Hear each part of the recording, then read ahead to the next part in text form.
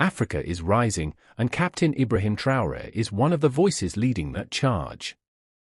In this powerful speech delivered in Russia, he speaks raw truth about Africa's future, the need for scientific development, and the importance of breaking free from dependency. No begging. No apologies. Just vision and strength. This video features his full speech in French, followed by the English translation. Watch closely, this is not just a speech. It's a blueprint for Africa's rebirth. Les obstacles que nous avons aujourd'hui devant nous ne doivent pas nous arrêter. Et les obstacles sont une bonne chose en quelque sorte que nous devons surmonter.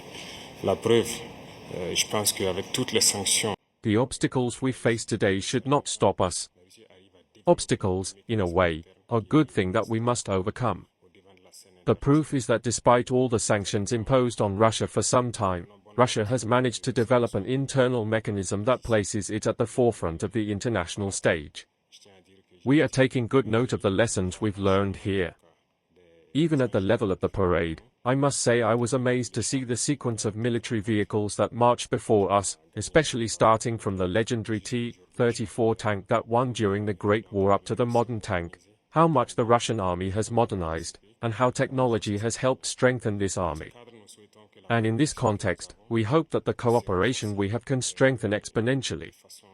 I already thank you for everything that has been done for us, especially the scholarships granted to Burkina Faso, which will increase. This morning, I visited the University of Chemistry, and I mentioned that the next area we want to focus on after defense and security is education. That is the area we're most interested in, particularly the sciences.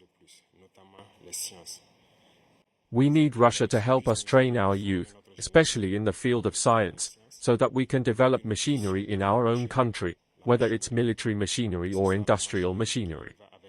Because it is only through this that we can develop within Africa. The war imposed on us today, we believe, is also a manifestation of Nazism. Because the so-called terrorism we face is not actual terrorism. It is our land that interests those who are fighting us. Therefore, ending this war, building a strong army, and launching the development of our nation, that is the essence of our struggle. And we are counting on you especially to train our professionals. Because cooperation, as we often say in Africa, we tend to make a lot of requests. We understand that you are engaged in a special military operation.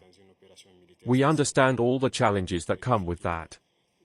And for the future, which is uncertain for the whole world, we get it. So, we may not be here to make too many demands, or ask for aid or anything like that.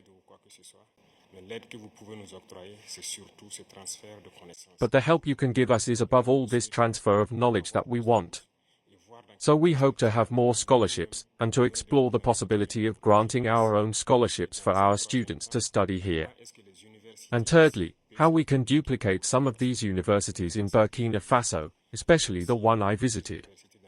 And there are many other universities here focused on science, how we can replicate them in Burkina Faso with all the necessary laboratories to train our youth practically, so we can be at the heart of our own development. So this is our main request in the current context we are living in, to be able to transform everything we have locally, to produce many things ourselves, and to make Burkina Faso a hub where many young Africans will come to learn science.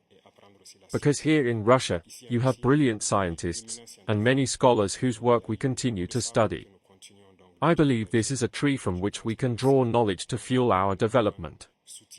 La science pour nous développer.